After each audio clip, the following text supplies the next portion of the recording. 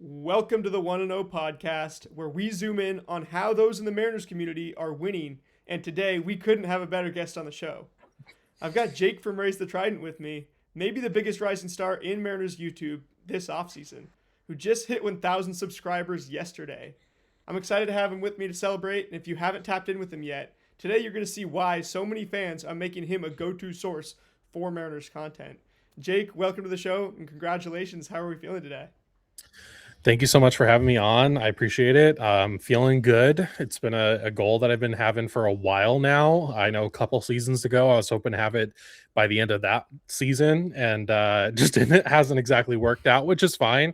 But yeah, I mean, things just feel like they're kind of pointing up right now, which is really cool. Lots of fun stuff in store for this season, and I think it is going to be a special one on the field as well. So it's been really cool to kind of just see the Mariners community grow over the last few years. It just feels like new faces are kind of popping up left and right, which is great. I mean, at the end of the day, I don't think there can be necessarily enough voices because people have different opinions, and it's just cool to see people getting into it. And it's a really cool hobby to have. Baseball's the best sport in the world, and yeah, I'm feeling great.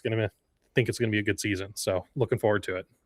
That's awesome. That's one of the things that I had Mojo on Mhm. last podcast, and they said I was talking to them about like collaborations in the Mariners YouTube space, and they said Jake is the guy to hit up. Like he's a great dude, and he is all about the collaborations in the space. And I've kind of just got into your content recently, but that's kind of one of my first questions is about I want to ask you about connections because I see your channel as a little bit of an epicenter for Mariners media and the Mariners YouTube community.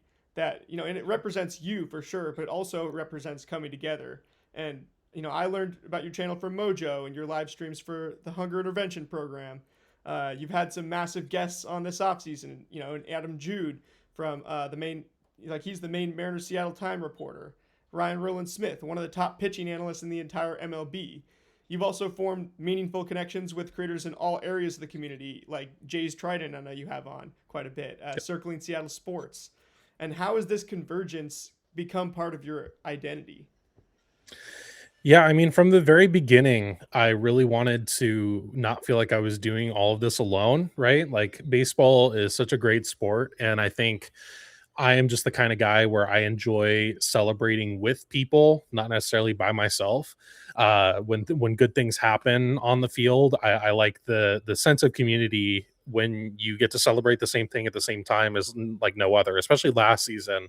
In that playoff push with all the great moments and stuff. I mean, being able to either do these watch along live streams where you're cheering with people that getting to share that experience, especially after Game 5 against the Tigers, and kind of the high, like going into the group chats right after that was just so sick. Like we're all just so like on cloud 9, right? Like it's fantastic. And I mean, the secret answer is there's a lot of people who are a lot smarter than me. So that's part of it is, a lot of people are a lot smarter than me. So it's good to have them on to kind of to give a bit more information than maybe I would normally give or maybe no. But kind of just from the beginning, like I said, it's just I enjoy uh, celebrating and watching baseball with everyone. And one of the things with baseball, I think, is it's such a community sport, right? And it's been phenomenal from the last few years now, pretty much since Cal's Rainmaker, that it feels like the content community has really just exploded. And that's been one of the coolest things is, like I said, seeing people just kind of popping up left and right. Like all of a sudden, I'm looking on the YouTube homepage and here's a new channel I've never heard of and all that stuff.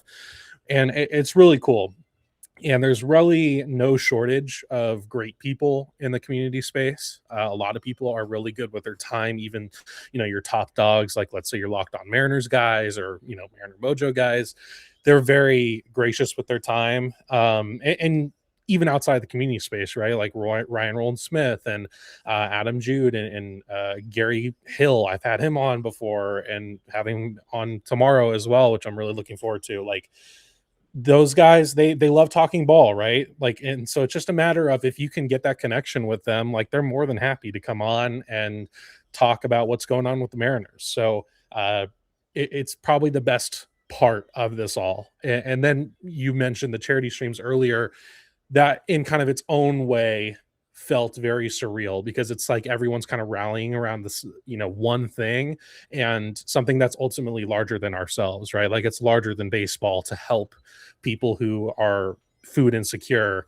And it's really cool to be able to do that, every year. And the support, especially this last year, was incredible. It's like frankly was like leaving us speechless practically to not only get over our money goal but to frankly smash it. It was crazy. So all that stuff, man, like it is the best part I think of being able to do this, aside from the actual baseball itself.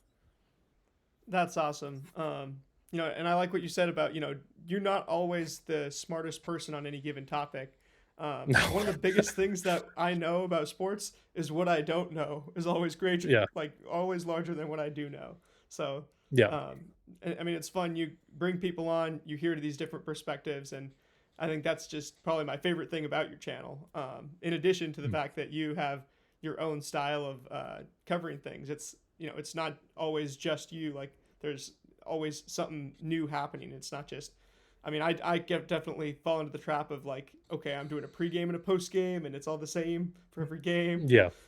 It's gonna be tough to keep it exciting, but I mean, baseball obviously fills the void there. And was Yeah. it your goal originally to have like tons of people on?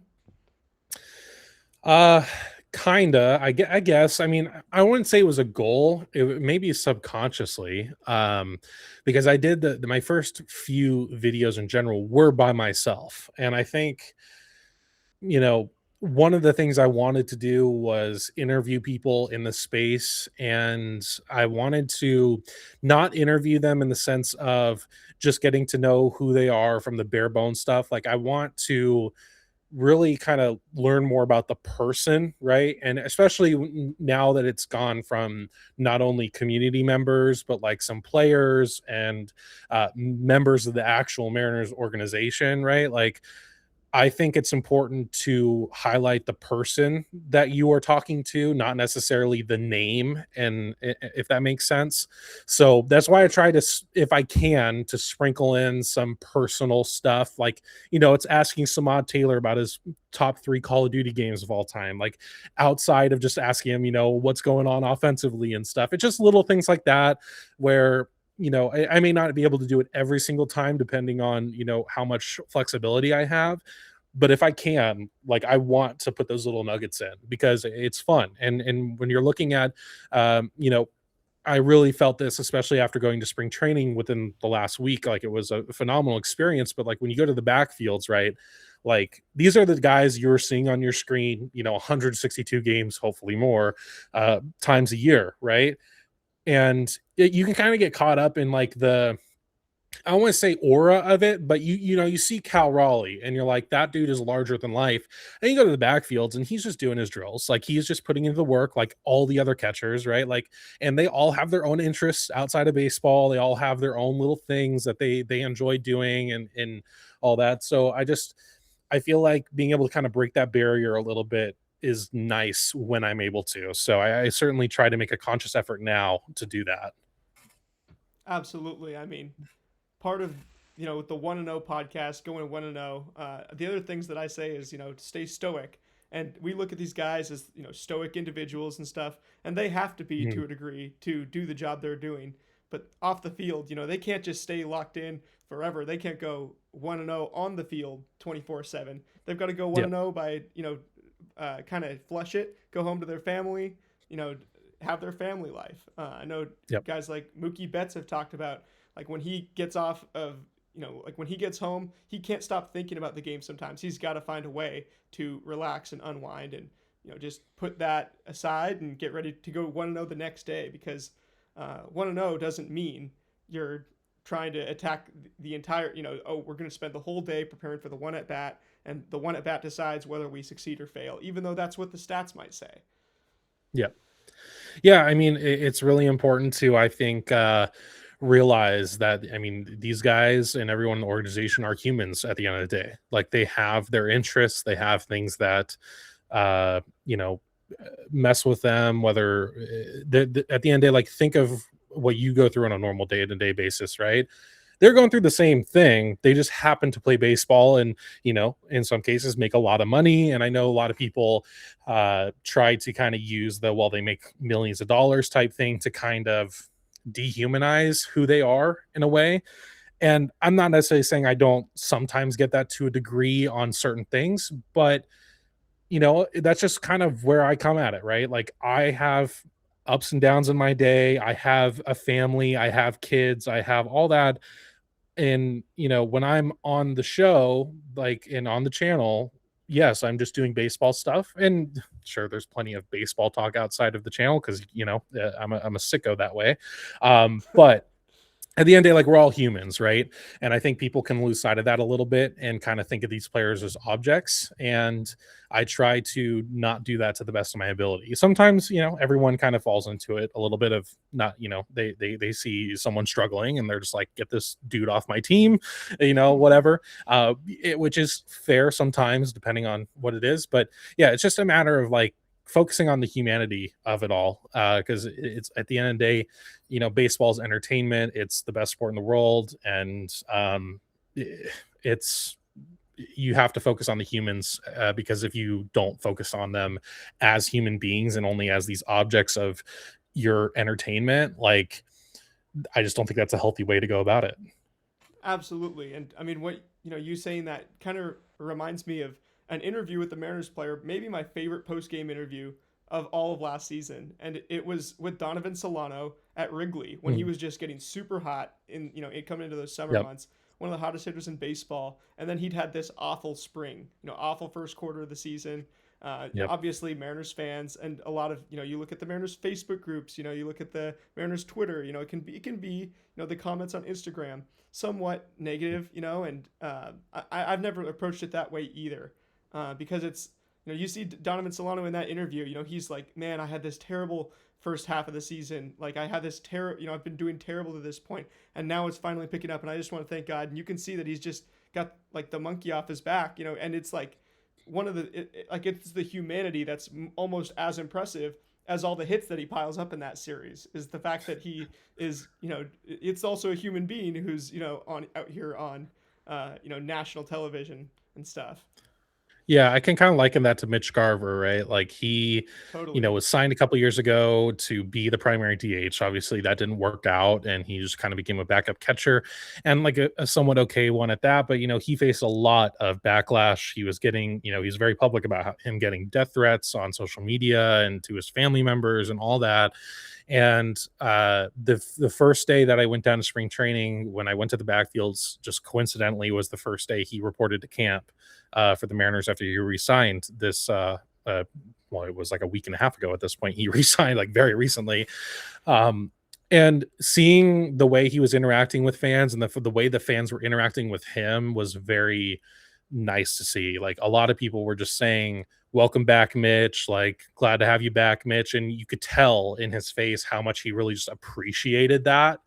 And yeah, that was just a really like cool little thing to notice there. Like these guys don't want to suck, right? Like they want to play the best they can. I mean, there's certain players like, let's say Anthony Randona, for example, who maybe doesn't want to play very much at all, whatever. But that's like the exception to the rule, right? Like all of them want to be their best and perform for the team and perform for the fans, and they feel it the worst when they aren't. And as much as we may feel terrible about how they're playing, they feel 10,000 times worse about it. So that was a really fun little, not fun, like a really nice thing to observe in spring training. Absolutely. I mean, that's awesome. And obviously, he has one moment in the playoffs, and people now, Mhm. float, oh, we don't get to the ALCS without Mitch Garver. But also, Right. I mean, he, helped that Rangers team go win the World Series. Like, he's obviously capable. He obviously comes to Seattle, and that's somewhere where right handed power hitters struggle all the time. So it Yep. wasn't necessarily the biggest surprise, even from a baseball standpoint. You get maybe something that the team thinks is a good value, thinks is a good guy to bring into the clubhouse. And then when some of the baseball doesn't work out, it is what it is. And that actually leads into another question I had for you, because you and I are definitely the low men on, a fan favorite, beloved Mariner that just went elsewhere, Gino Suarez. And Yep. I mean, being the low man on Gino, like his stats at T-Mobile Park are just not worth the squeeze for either party. However, he is an all-time, I mean, definitely top five Mhm. clubhouse guy, guy to have around the organization and stuff. I know, like Ryan Roland Smith mentioned when you interviewed him, like he gave Rick Riz a huge hug, as soon as like he came back and stuff. It's Yep. so he's this top five all time clubhouse guy, and then he has just one of the profiles that fits the worst in this climate and this ballpark. Uh, you Yep. know, I mean, obviously you can go on Fangraphs, go sort out the stats in T-Mobile Park. I talked about that a whole lot this offseason. But where did that perspective come from for you? Because it was hard for me to watch. Okay, we've tried this guy out twice now, and man, like even Mhm. the first time, it's like we love him. He's awesome. He has these awesome moments. He's an awesome dude. And then from a baseball standpoint, the decision might just not make sense. Well, I think you have to have a balance, right? Like there is something to be said about how good someone is in the clubhouse. Like that certainly is something that you should prioritize to an extent. But not to the point of a guy who, I mean, it really just couldn't hit the ball at T-Mobile Park. I mean, granted, like he had the huge moment in the ALCS, like that will forever be one of the coolest moments in franchise history, and no one can ever take that from him. And my being low on Gino has obviously nothing to do with him as a person. It's just strictly that watching him take at bats in T-Mobile Park in the second half of last year was quite literally maybe the most excruciating watch I've ever had watching Same. baseball. So so that's where it comes from, right? And even in the playoffs, up until what, like game 4 in the ALDS, he was not good, right? Like he had the home run in Detroit, and like that's when he kind of started to pick up steam. um but it's just you have to have a balance. Like he might be the best clubhouse guy in the whole league, which seems like he kind of almost is. But if he's hitting, for, I don't even know the stats necessarily, but like if he's hitting for a freaking 40 WRC plus T-Mobile Park, I'm sorry, but that's just not enough, right? Like, and when, especially when half of your games are that, and then you take into account the fact that he is in his mid 30s already, and it's just kind of unnecessary to bring him back. Like, because sure, you could maybe use a DH guy with thump, and there is something to be said about kind of the amount of power that you've lost this offseason, especially not getting Jorge Polanco back, for example, and then Gino, of course, as well. But I think it ultimately is all okay once they got Brendan Donovan, right? Like if they didn't get Brendan Donovan, then I think you could make the case like you should have went and got Gino. But I just don't think Gino being like the first option in that would have made sense at all. And I think the fact that they got Brendan Donovan, who is a great clubhouse guy from all reports at this point, both in St. Louis and here. And I'm honestly kind of fine with them being a bit more, I don't want to say with like less power, like a bit more dynamic in the lineup. And a guy who can kind of just spray the ball and hit line drives and get on base, especially before guys like Cal and Julio come up and Josh Naylor and all that. Um, I'm kind of okay with that. And we've already seen it a little bit in spring training, which, granted, spring training. So, like, you can't glean too much from really the positives or negatives that occur down in Peoria. But uh, I'm ultimately was fine with it. Like he was not necessarily in my top 5 of guys to bring back. And I love Gino, love him as a guy. Like he seems fantastic, and like I said, you will never be able to take away that grand slam. Like you'll never be able to take that away from him. It will always be one of the coolest moments in franchise history. I remember I was at work when this happened. I'm on my phone walking the parking lot on a break, and I was literally jumping in the parking lot when he hit that ball. So like never going to take that away from him at all, and we should always remember it, and we should always remember Gino as a great Mariner ultimately. But his offensive profile at this point just clearly doesn't work at T-Mobile Park, and I'm fine with them not getting him back. So, And I mean, like you say, right? I'm okay with them being a bit more dynamic. I mean, in this ballpark, in this mhm, climate, like that's what you have to do. Look at who's yeah, succeeded here. You've had some all-time power hitters. Griffey, Nelson Cruz in his 30s. I mean, was all-time power hitter. If he could have kept that pace up his whole career, would have been a Hall of Famer. The guys who, I mean, Julio, right, being an absolute. I mean, when he hits it, it's like hitting the scoreboard on top of the pen or something. yeah, When he has his cold stretches.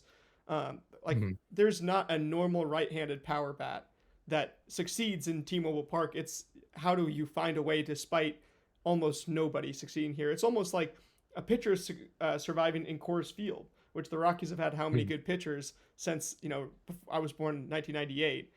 All I remember is Ubaldo Jimenez, and they made it to the World Series that year. So yeah. um, Yeah, and you don't know, like, for the lack of power that you have or the power that you lost, right? Because a lot of people will say, like, "Oh, you lost with Eugenio, 49 home runs." Well, okay, he didn't hit 49 with us. Like, let's be let's be clear here, right?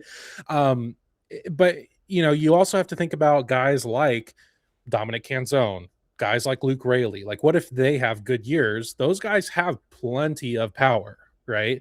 And so it's just kind of, you don't necessarily know how much you lost until you kind of really get into the regular season and get a few months in, and then you could probably, kind of figure it out at that point. But yeah, it's like what if Dominic Canzone has a great year? What if Luke Raley finally kind of has a good year, which I think he's certainly capable of having? Um, you know, all these guys who really just had kind of down years last year due to injuries or whatever, that absolutely could produce for you and can produce power at the end of the day. That really could make up a lot of it. And I don't think you need to be a top 3 homer team or whatever they were last year to one, win the AL West, two, to potentially get the 1 or 2 seed in the playoffs and make a deep run. Like, I just don't think it's that necessary. Obviously, when you get to the postseason, home runs do help a lot. And it's kind of at this point statistically proven, like, the more home runs you hit, the better you do. But that's what the trade deadline's for, right? Like, if they can get someone maybe with some thump in at the trade deadline, then I think they'll be fine. It's just I'm not losing sleep over Jorge Polanco and Eugenio being gone. Now, I would have if they didn't get Brendan Donovan, then I'd probably be losing sleep at that point. But Jorge Polanco is kind of like out of your control anyways. And then yeah, with Gino, obviously, like we said, like I just don't think he was a fit anymore outside of the clubhouse. Absolutely. And you look at the playoff rosters that succeed. Yeah, they have guys like Vladimir Guerrero Jr. They have Andre, but they also Right. have Andres Jimenez hitting, some wall scrapers that go an inch over. I hate to remind Yeah, everybody on I here, but remember. even Vladdy Jr. hits a couple that are just barely an inch over. And you look at the Yep. probabilities of these things. It's not, you have good hitters in the lineup. Even Andres Jimenez been an all star, not really as valuable, barely playing every day when, if Bo Bichette was in the fold last season, but then gets that role because of that. And then all of a sudden, you have players that have the skills that you build around. And when we played against the Blue Jays last year, I mean, you saw that their control the zone approach was completely different than ours. It's like, okay, the Mariners are, have a very specific way of attacking pitches on the edge of the strike zone. The guys like Naylor are going to go after him. Some guys just gonna kind of shy away from him. Some guys like JP just gonna work the count. Ben Williamson was that, even though not in the playoffs. And I mean, the Blue Jays, to their credit, they didn't sacrifice. We got to fill this spot with power. No, like they let Ernie Clement happen and let him go Yeah. set the record for hits in the postseason, despite not having the prospect pedigree or the maybe All Star pedigree. And then a guy like Andres Jimenez, who's maybe hasn't been an All Star, hasn't even been an everyday player, uh, goes out and just has the opportunity to hit well. And Jorge Polanco, similar thing, is like he was just kind of the poster boy for the hitting philosophy that Edgar brought about. And then he got Bobby Magallanes and Kevin Seisser teaching it, where it's the Edgar philosophy of let's try to hit things back up the middle. Let's sit on the fastballs that are away, kind of middle away in the zone, like right where the bat's going to be. It's really not as complicated as it sounds sometimes. And then from those things, you're going to have these homers kind of like they're gonna happen. It's almost like the flukier thing, to do in baseball. One of the flukiest things to do is to just go and hit a home run by swinging harder for any given hitter. Like given hitters have different power profiles, but then to just ask guys to swing harder and hit home runs, so you do have to find that balance. But um, I definitely think having a more dynamic lineup this year with Brendan Donovan, and I also like what you're saying about Dominic Canzone and Luke Raley, because I was definitely probably one of the high people on Rob Refsnyder coming, and I look at Hmm. his stats against lefties and Canzone's against righties, and it feels almost too simple. It's like this is too good to be true. You've got in Yeah. the aggregate a 305 310 hitter, a 140 WRC plus. Like, what do you think of kind of this platoon approach where obviously you have your top guys and then you've got some of these platoons, and you to give them a chance to work out, you can't always go get the big free agent bat. Yeah, I mean, every team has to do it at some point in their roster, right? Like it's really impossible to get, 9 position players who all just hit both handedness like perfectly fine. Like it's just not a thing, right? And if anything, it feels like there's less platoon going on in this lineup than in years past, right? Like we really only have right field where that's really considered. And the Mariners, if anything, have had a reputation of being so full of platoons that the fact that it's really only up to one spot now is kind of interesting. I mean, obviously, we don't necessarily know what's going to go on with second base, and I have to assume they're just going to give Cole Young some runway, which is fine. Ultimately, I'm okay with that. And so you might have a little bit of platoon with like Young and Rivas or whatever, but like even then, like 2 platoons is manageable and acceptable in my opinion. So uh I'm fine with what they did this offseason pretty much. Like really my only gripe with this offseason in general was I would have preferred like one more high leverage reliever to really just kind of solidify that bullpen a little bit, especially with, like obviously Andres Munoz, not necessarily worried about him. But although Gabe Spire had a great year last year, he also had a bad year in between his 2 good years. Like, what if he's an on and off guy? It's just more of like an insurance thing, really, especially when the end of your bullpen is quite shaky. And you also don't know what you're going to get from Edward Bizardo, right? Like, he had a incredible year last year, and based off of all the evidence, right? Like I think a lot of people kind of expected that from him at some point, with how just filthy his stuff is, and we saw it. But like, he also pitched a lot last year, and then you also have the WBC on top of that. I would have preferred just a little bit of relief, an extra relief arm to really feel like the bullpen, at least like the top 4, are just super solid for this season. But at the end of the day, like otherwise, I'm pretty fine with it because I can't think of a hitter off the top of my head that went somewhere else where I'm like, that should have been us, other than a Jorge Polanco or whatever. But like, I'm also fine with the Mariners not giving him $20 million. Like, I wouldn't have expected that anyways. So I'm I'm cool with it. Rob Refsnyder seems like a great clubhouse guy from all things considered as well. What we've heard from him in his time in Boston, that he's a phenomenal clubhouse guy. And I really like the interviews of him so far, where he just seems to understand what his job is going to be. And like, that works for me. Like, he knows what they're going to do with him. He knows when a lefty's on the mound, he is going to be playing. When a lefty comes in, he is probably going to be pinch hitting. And, I just like the fact that, we're starting to get more solidified with what are these dudes' roles. You heard it from Andres Munoz last year, right? They made it so he was specifically an 8th inning to 9th inning guy. And he said how much that actually helped him last year to really just know what his role is, when in previous years, maybe he'd have to come in for the 7th for a specific part of the lineup. Um, so I'm cool with it. I'm feeling fairly content where we're at right now. And then, not only just the opening day roster, but guys like Colt Emerson just knocking on the door, guys like Kate Anderson and Ryan Sloan, who are, question marks for if they'll debut this year. But if they do, like, I'm fairly confident that they'll get some success. There's a lot to be excited for. And I personally thought the offseason, aside from a high leverage reliever, was fairly spot on for what they needed. Absolutely. I mean, there's a number of things there that I agree with you on, and Mhm. the first being that to get a high leverage reliever, like you said earlier, that's what the deadline is for. I had somebody in my comments talk about like Dennis Santana. Okay, as soon as the Brendan Donovan trade is done, oh, now we need to go get this guy from the Pirates. Yeah. And I mean, it's never done. It's never over. A GM's job. You can only imagine how many hours of the day they're putting in. In addition to these players and Mhm. stuff. But even I looked at to get one of these super high leverage arms. Like you might have to give up a prospect right now that you want to see how they're going to start out in 2026.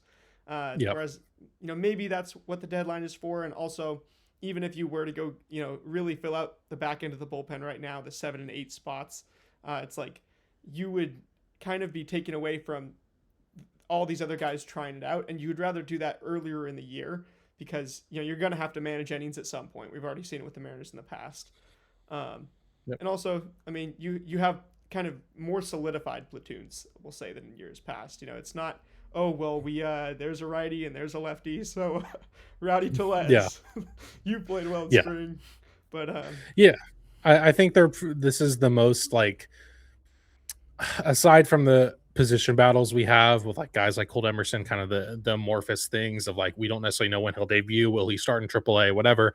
Aside from that, from like the base guys that who are going to be on the 26-man roster, it I mean, there's not really any like losers of the bunch in my opinion. So yeah, I mean, I'm feeling really good, and I think this spring has been really nice for that, in the sense of you kind of feel easier about watching the games. Obviously, there's guys who you're really watching, like Emerson, like Arroyo, and all that, who are both performing very well.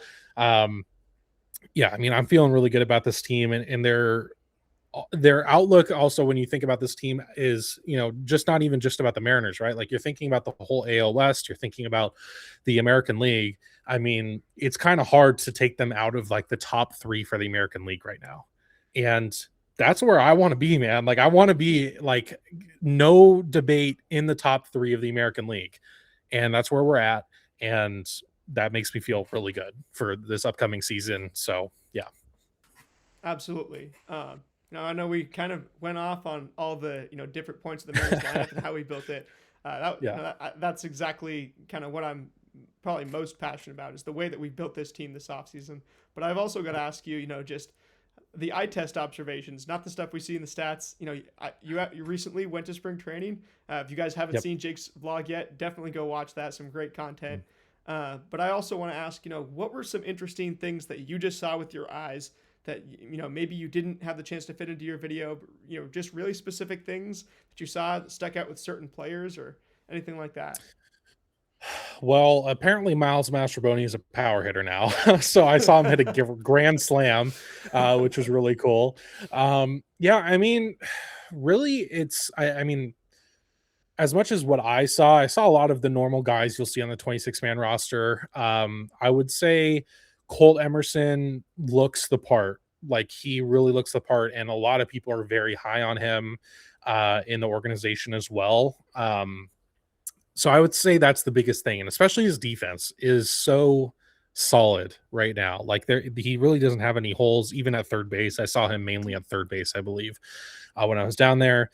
And that Michael Arroyo is a great hitter, not a good defender, but he's been fantastic thus far in spring. Got to see him hit a homer and a double in that first game.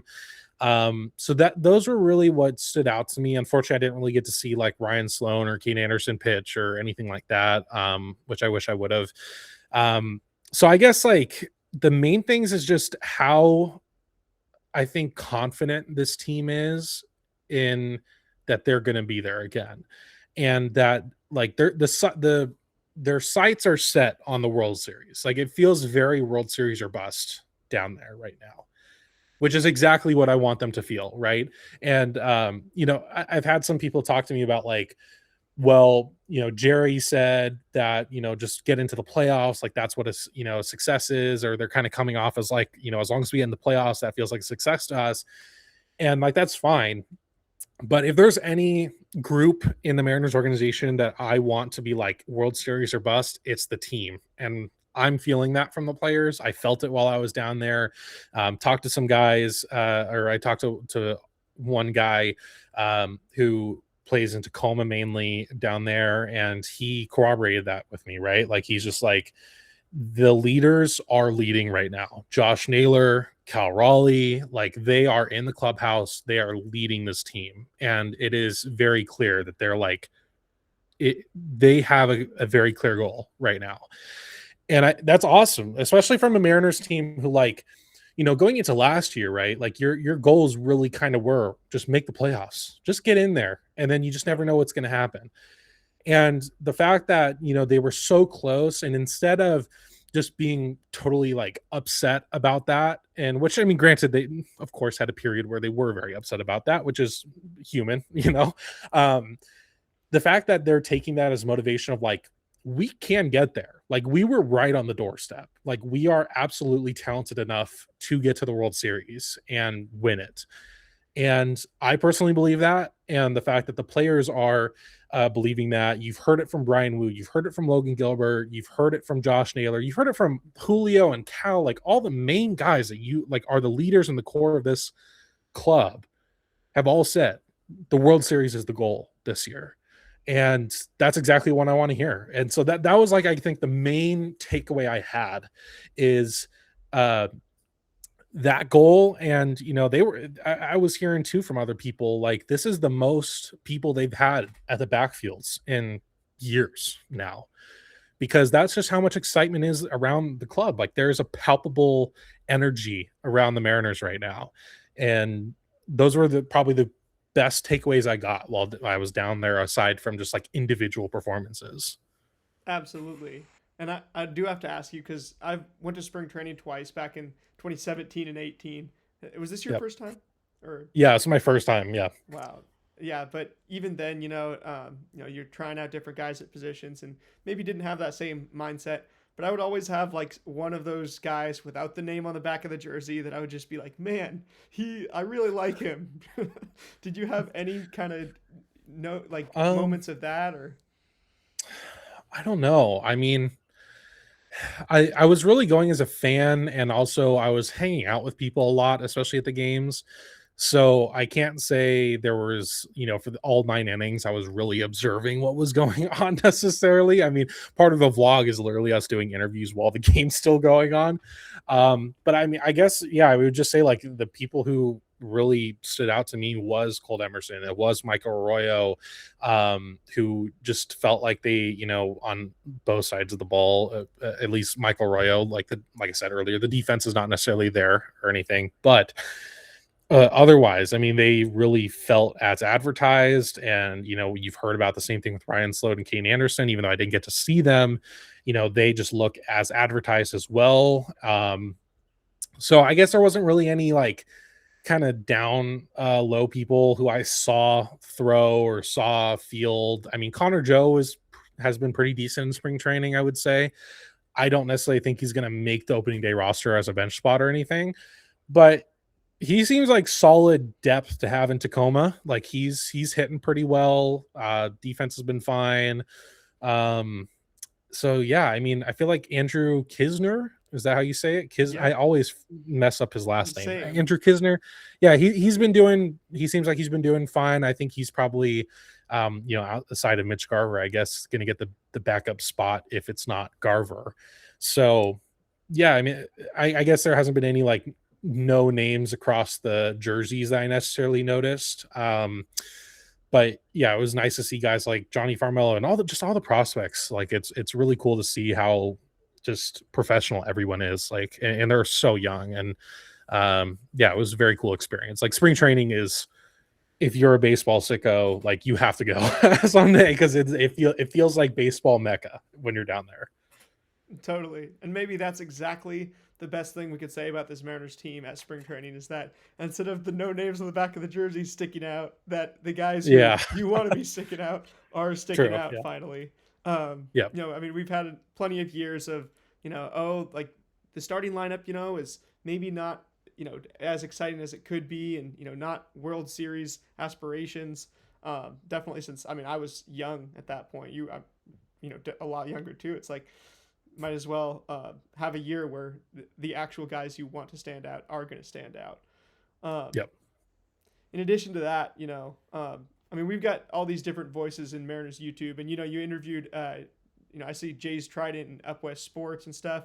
How do you, I know Mariners Mojo has their tagline like "for a fan by a fan," and then you've got, Hmm. everybody kind of has their different ways of differentiating themselves, and I talked about that a little bit earlier with you.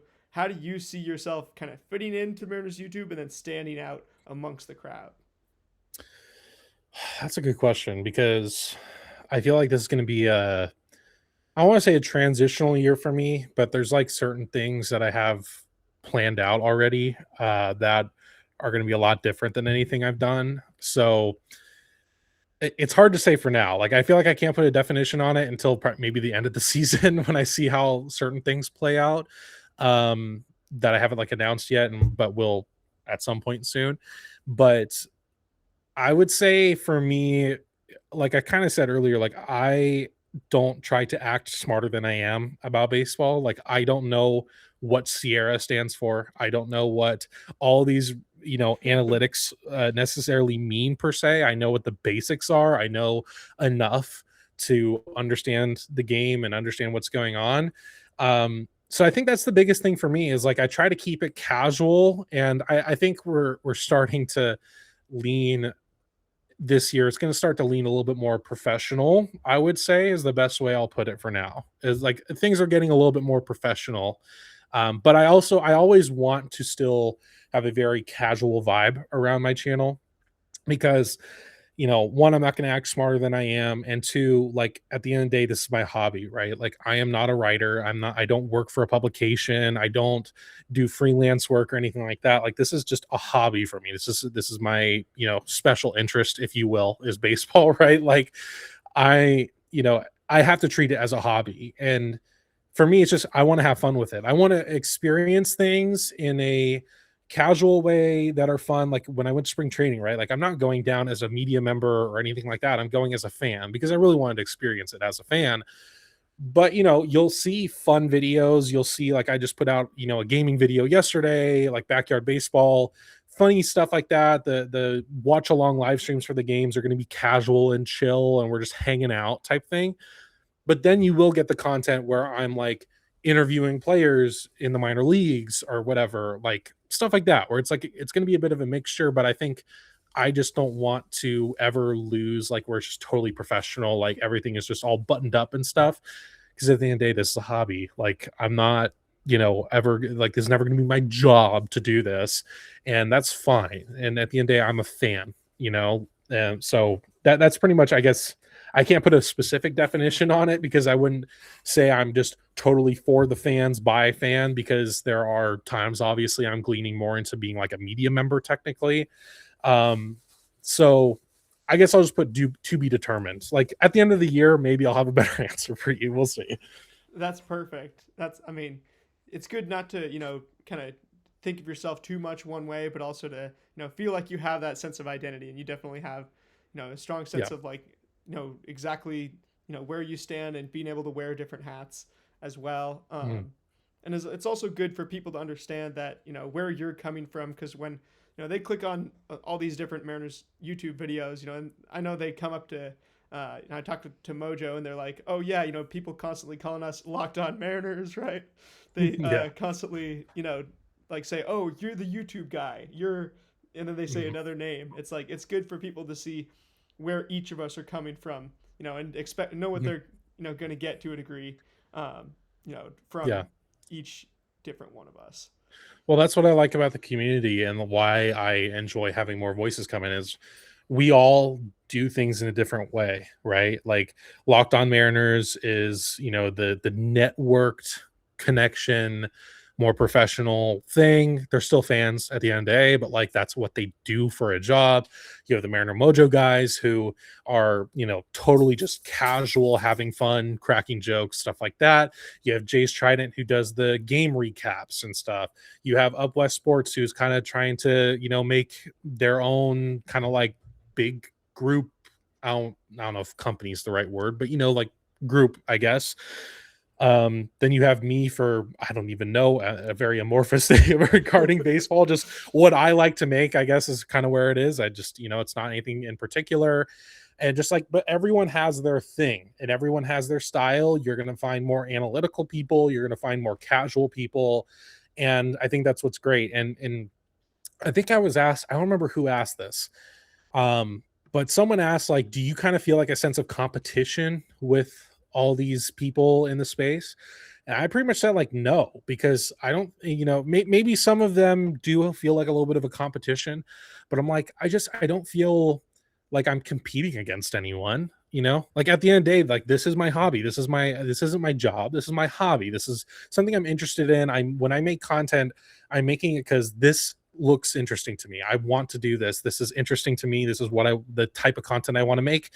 And we all make different things for the most part. So, and I think we all try to support each other the best we can. Like obviously you're always going to have some people who are a bit more on their own, but no one has been like, I'm competing against you. You feel like a threat to me or anything. It's not like that at all. So, which has been awesome. So that's pretty much like what's been great about the community is we all try to support each other to the best of our ability, and we do a pretty good job of it. And it makes it so that we can all kind of eat, if you will.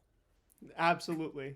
Couldn't have said it better. That's one of my favorite things about the space, and definitely about you. I see you as kind of one of the main spearhead. One spearheading that Yeah, kind of I'm known as the community. community guy Yeah, the now. community guy. I like it. But anyway, I got one more question for you before we get out of here. Okay. And with Mariner Mojo, if you guys watched that one, we played a game called Randy Or. Seeing if do we think that Randy's going to have a higher WAR or a lower WAR than these guys that were next to him in those rankings. And I've got a little Okay. twist on it today. We're going to do Julio Rodriguez.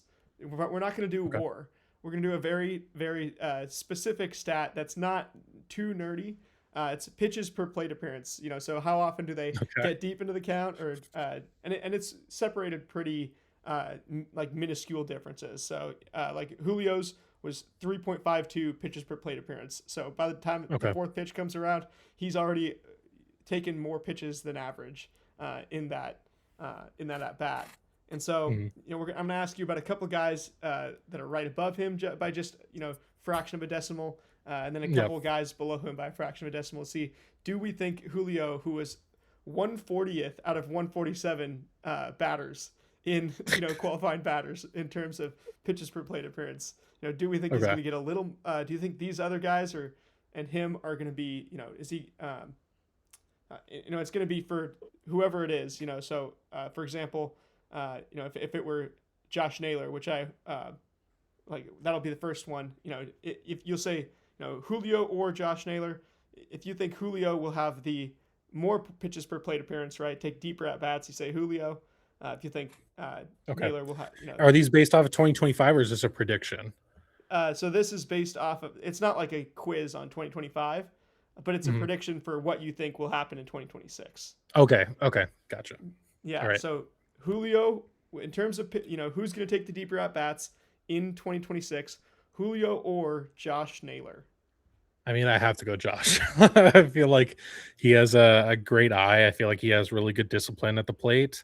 And I think, Julio is a bit prone to pressing. And when he does press, he is just swing away. Whereas I feel like Josh Naylor just doesn't really, at least from what I've seen, he doesn't really have those like spurts. So I'll have to put Josh on that for sure. Definitely. I mean, Josh, like when he sees his pitch, he doesn't care what the count is. He's smashing Yeah, it. absolutely. Julio definitely tries to do the same thing, but I like Josh to get a little bit higher in those rankings as well. Then Mhm. the last qualified hitter on this list, kind of surprising, Julio or Ernie Clement. Hmm. So Ernie Clement is a very aggressive hitter. Okay. Based off of, I mean, It I is can't even say surprising. based off of what I saw. Um, I guess I'll just go with what happened in 2025, I guess then. I'll go with Julio over Ernie. Um, Sure, I'll go with that. I guess I could see Julio maybe drawing more walks than Ernie. I think is much more of a contact hitter. He's kind of like a Luis Ariz type guy. Like not necessarily like exactly, but you know what I mean, like a contact Totally. more oriented guy. Totally. Okay, this one, a guy with a very like similar skill set, very streaky center fielder, five tool guy, Julio or Pete Crow Armstrong. Hmm. I have no clue how good Pete Crow Armstrong is at like drawing walks and stuff. Um, About I the would same as say, Julio, like to yeah. this point. Uh, I you know what? I'll go with Julio on that one.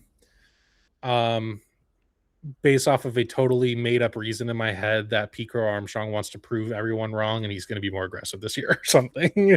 So he wants to hit it sooner rather than later, I guess. I love it. I mean, that whole Cubs team, with Bregman doesn't fit that ballpark, but is there. It's going to be kind of interesting what happens with that Cubs team this year. Yeah. And Pete could definitely fall into. He could go either way. It's a real question mark. Um, Yep. let's do two more. This is, I mean, one of the most hated players by Mariners fans, if not the most. Receives all the boos every time he's here. Julio or Jose Altuve. Yeah. I figure that's who it had to be when you said that. I'm gonna go with I think I'm gonna go with Altuve. I feel like he's a fairly patient hitter for the most part, and I think he kind of has to be. You know what? You know what's kind of an interesting wrinkle I didn't even think of is how ABS is going to affect this or not. But Totally. I feel like Altuve probably has more of the green light than Julio, frankly.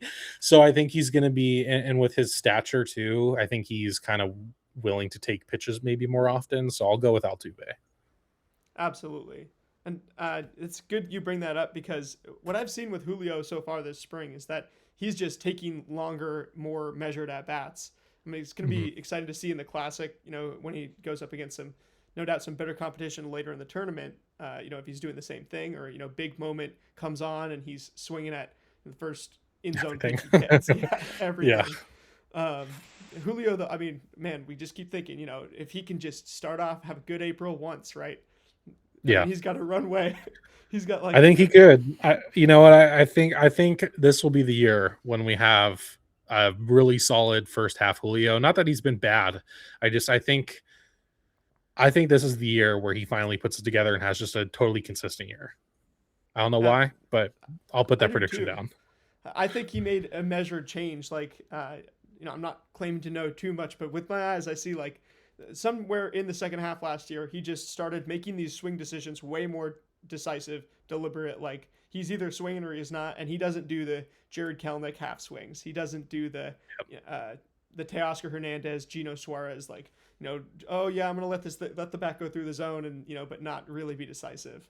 Um, Yeah. I think he knows that he can scorch the ball when he hits it, but he's not always gonna try to do that because it's not always gonna be a strike. It's not always gonna be the right pitch to hit. I think he's learning that mental side, and it's crazy. There's actually three top prospects on the top 100 this year on Pipeline that are older than Julio Rodriguez still. Yeah. And So he's in his fourth year too. So it's just ridiculous how good he is. absolutely, I guess take one more off this list, um, and this is one who I think another really underrated young player. We don't hear a lot about him being in the AL West and stuff, and in this part of the country. But on the Milwaukee Brewers, Julio or Jackson Churio. I don't yeah, see I don't know a whole lot about Churio necessarily. Obviously we don't play him He's very like often.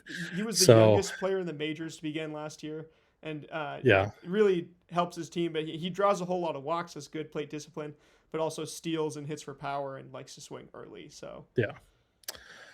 You know, I think I'll go with Churio. I'll go with Churio because only because Julio was so far down the list this year. Like you didn't tell me like, oh, he was like smack dab in the middle. You told him he's basically at the end. all So these I'll guys just are go within Churio by sheer probability. I'll go Churio. totally. Churio 133, Julio 140 out of 147 qualifying hitters. So got a good Okay. mix in there. Yeah, and This is one of the stats that I definitely want to encourage people to use more, like pitches per plate appearance, because there's great Mhm. hitters up and down this leaderboard, but it shows you what their approach is more, as opposed to just looking at is good batting average, bad batting average. Like Yep. even earlier in the year when stats take a while to normalize, I mean this definitely like is going to be one of the worst ones because it's just fractions of a decimal and stuff.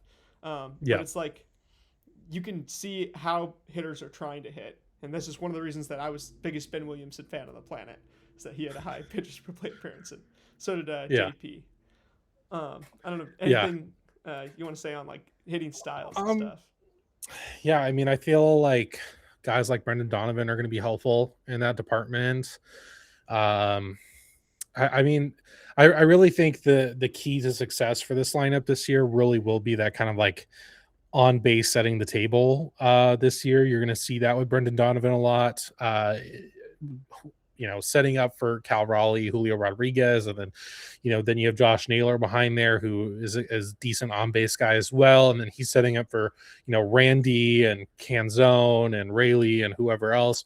So I think that's going to be a big part of, this lineup, especially with, like we said, the power that they've kind of lost over the offseason, or at least seemingly lost.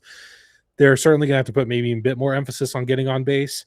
And I think that's also when, ultimately that's when most teams are at their best, right? Like when they're getting on base at a consistent rate and just kind of putting that pressure on pitchers and on teams. Um, I'm really excited to see what this offense is like, because I do think it's going to be a good offense and a solid one. And but we won't really be able to see like the full like dynamicism of it until opening day and after that. But I do think this is going to be a good fit for T-Mobile Park, especially.